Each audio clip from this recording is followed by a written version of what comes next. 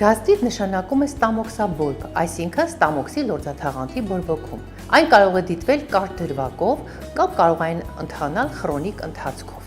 Այստեղ սխեմատիկորեն նշված են այն գանգատները, որոնք դիտվում են գաստրիտի դեպքում։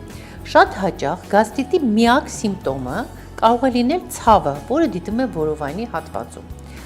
Սակայն ցավի հետ միասին կարող է դիտվել այրոց, որովայնի վքնածություն, գղտոց, սրտխառնոց, փսխում, կարող է լինել զկրտոց, ախորժակի անկում, մեծիորիզմ, կարող է դիտվել քաշի անհասկանալի կորուստ։ Կխնդրեմ մի փոքր մանրամասնեք նաև գաստրիտի առաջացման պատճառները։ Գաստրիտի առաջացման պատճառները բազմազան են։ Իհարկե առաջի տեղում ախտացնության մեջ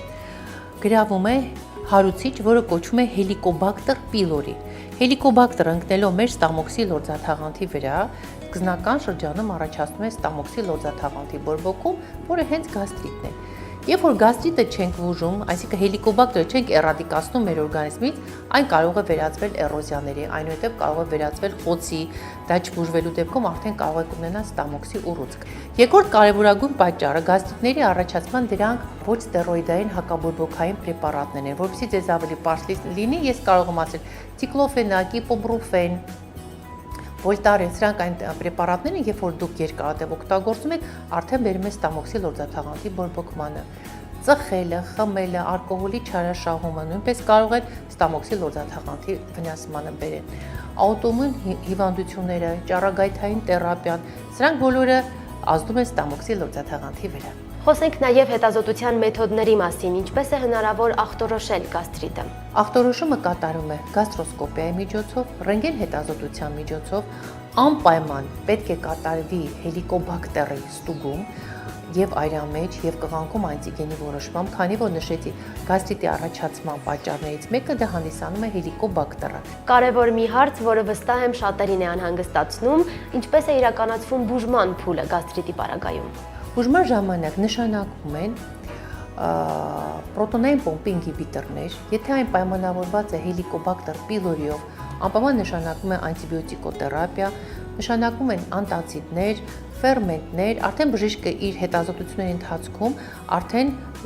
պացիենտին կողմնորոշում է ինչ բուժման սխեմա պիտի անցնի եւ իհարկե ամենակարևորը դիետոթերապիա, պետք է անպայման սնվել, օրական 4-ից 5 անգամ փոքր քանակներով, անպայման շատ կարևոր է, որպեսզի սնունդը լավ ծամել, մեծ կտորներով ուտելիքը կուլ չտալ եւ հիշել, որ ամեն ուտելիք չի կարելի օգտագործել հատկապես գաստրիտների սրացման փուլում։ Ձեր բժշկի նշանակված բուժման հետ միասին, որը դեղորայքային բուժում կլինի, կարող եք նաև օգտագործել հետևյալ բաղադրատոմսը։ Վերցնում ենք կտավատի սերմերը,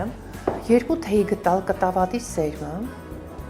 պետք է թրմել 250 մլ եռացրած ջրի մեջ։ Այն թողնում ենք ամբողջ գիշեր, պետք է լավ թրմվի եւ օգտագործում ենք 60-70 մլ առավոտյան նախաճաշից առաջ եւ երեկոյան ընթրիքից 30 րոպե առաջ։